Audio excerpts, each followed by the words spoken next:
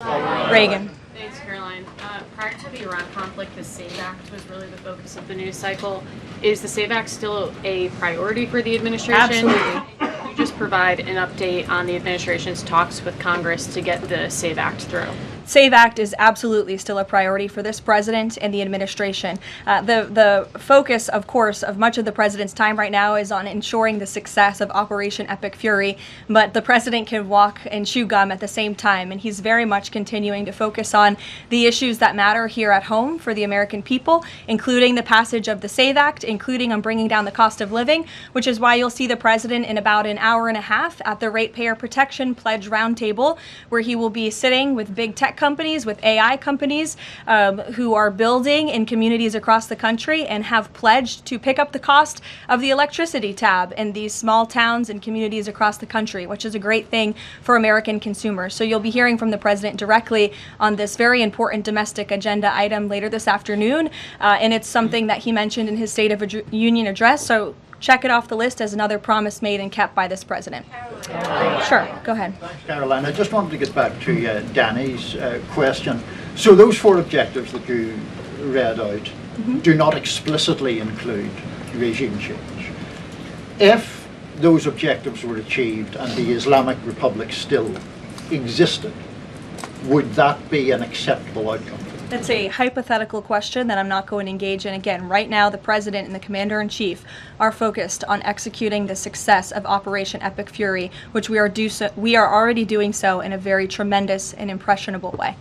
Stephen. Thank you, Caroline. Two questions. The Trump administration reportedly is considering arming Kurdish forces in the hopes of inspiring a popular uprising in Iran. Could you comment on that report? I can comment on the fact that the president has held many calls with partners, allies, and leaders in the region, in the Middle East. He did speak to Kurdish leaders with respect to our base that we have in northern Iraq. But as for any report suggesting that the president has agreed to any such plan is completely false and should not be written. President Trump was saying yesterday that he is okay with someone from within taking over in Iran. He spoke about how Venezuela he saw as a successful model where Delcy Rodriguez took over and had a better relationship. Iran's President Pezeshkian, he took office in 2024 as a relative reformer. He's part of a three-man council now replacing the supreme leader. Does President Trump see him as a potential successor who is more pliable? Again, that's another hypothetical, and I haven't spoken to the president about this specific individual, so I don't want to get ahead of him on any assessments that should be made. Thank you. Yesterday, the president acknowledged that oil prices will be a bit high. As for gas prices here in the U.S., what is the admin doing right now to counter that? I mean, should they skyrocket? Is there a plan to help, Americans right now with those higher gas prices? And then a second question. On the rash that was on the president's neck, the White House physician said it was a preventative skin cream that he was using, but why is the president using this cream? What are they trying to prevent with this cream? To your second question, I don't have anything additional to add to the physician statement that we provided to all of you on those questions, but I know the statement said that the redness on the neck will dissipate within the next couple of weeks. To your first question about oil prices, thank God we have a president who has exuded American energy dominance over the past year, an administration that is wholeheartedly focused on keeping prices stable as best as we can. Of course, this operation is temporary to protect the homeland, but crude oil prices did fall yesterday. They remain stable today after the president announced steps to ensure the stability in global energy markets. Again, those include the DEC offering reasonably priced political risk insurance and the potential for the U.S. Navy to provide protection for the flow of energy through the Strait of Hormuz. It is the president's belief and his economic team's belief that the economy continues to be very strong. It's robust and will be able to weather any of the temporary impacts of Operation Epic Fury. John. Thanks a lot, Caroline.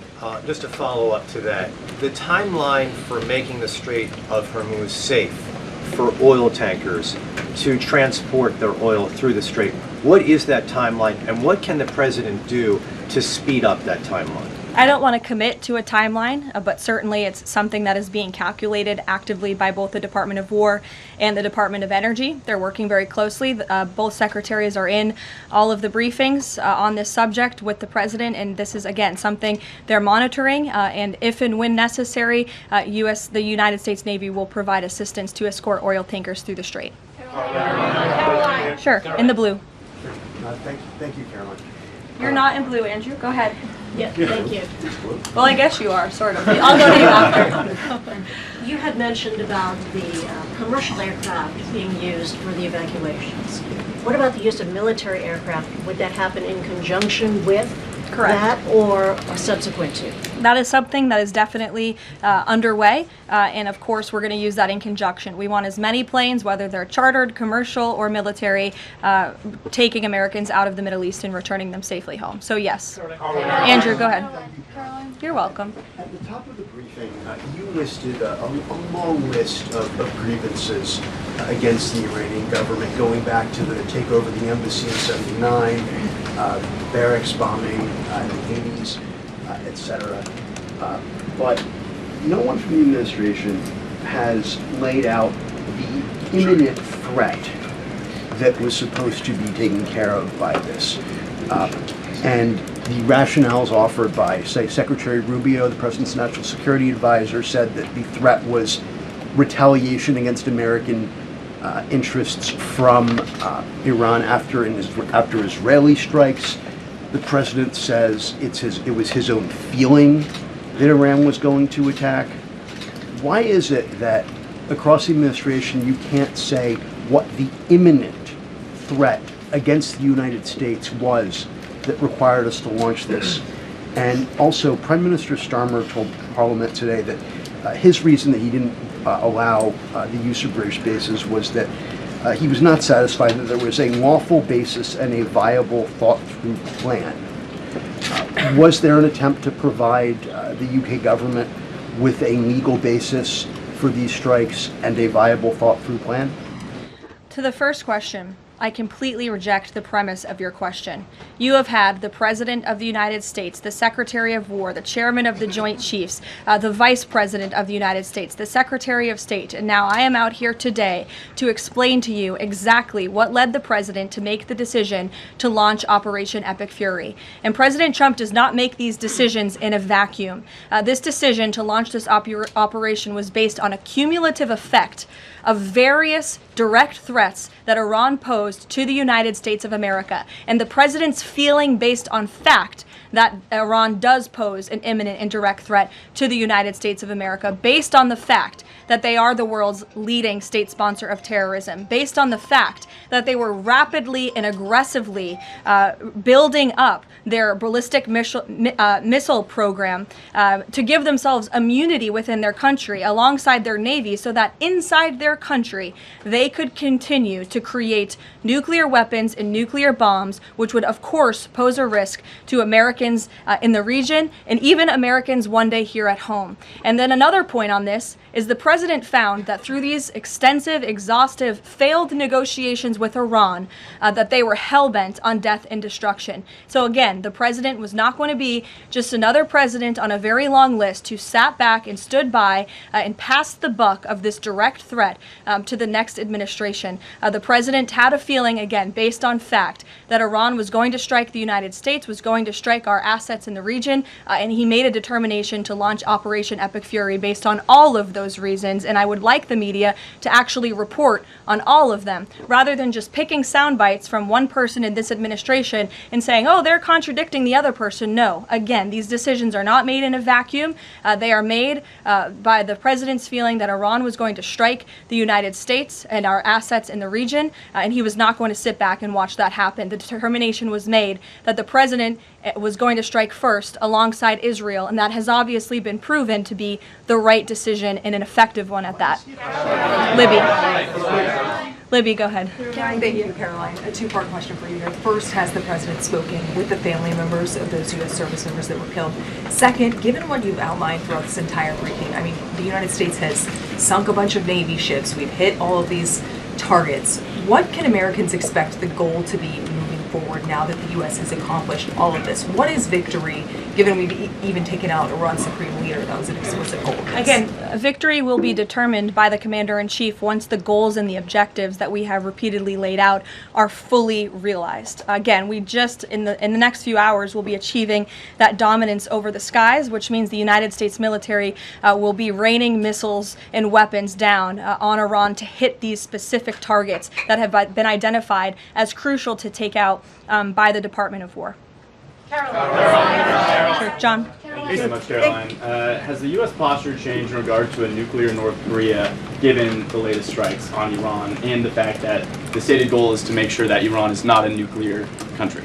I don't have any change in position with respect to North Korea today. Thank you. A quick follow-up. There's been reports that Ali Khamenei's son has been elected as the next supreme leader. Does the administration think that he is a part of the same regime as his father? Would they like people in the country to rise up and get him out of power? There's reports he's been elected or that he's assuming to be elected. One of the likely options.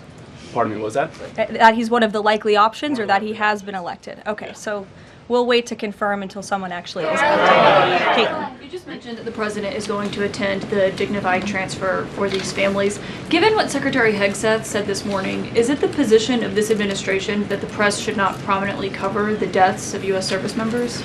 No, it's the position of this administration that the press in this room and the press across the country should accurately report on the success of Operation Epic Fury and the damage it is doing to the rogue Iranian regime that has threatened the lives of every single American in this room. If the Iranian regime had their choice, they would kill every single person in this room. And so we can all be very grateful that we have an administration and that we have men and women in our armed forces who are willing to sacrifice their own lives for the rest of us in this room and for every American across the country and for every troop that is based in the Middle East. That's what these... Secretary Hegseth was complaining that it was front page news about these 6 service members who were killed. That's not what the Secretary said, Kaitlan, and that's not what the Secretary meant, and you know it. You know you are being disingenuous. There is not...